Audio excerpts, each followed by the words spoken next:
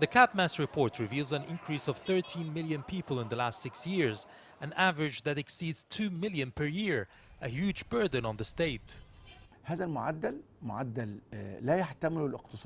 This population rate is too high for the economy. The economic growth dropped after the revolution, and if we take an average of 2% economic growth, then this is a very dangerous level that cannot sustain a decent and respectable living for the citizen. To do so, economic growth should be triple the rate of population growth.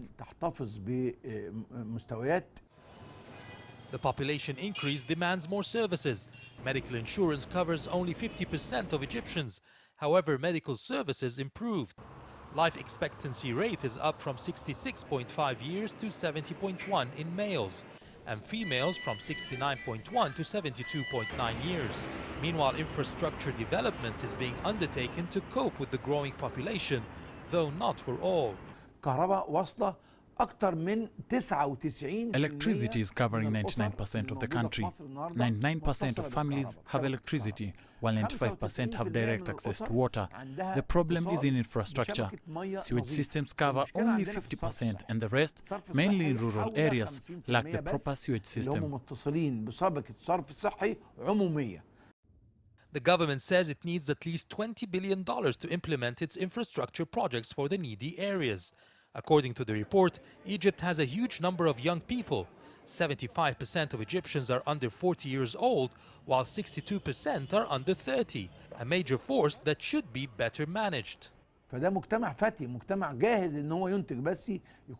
This is a young society ready to boost production, but we must provide it with the proper education, better healthcare services, and more investments to employ the youth. Unemployment reached 13% this year. The increase of an average 2 million Egyptians annually in such a weak economy results in a higher rate of poverty, unemployment, and crime. The government has given this issue a priority.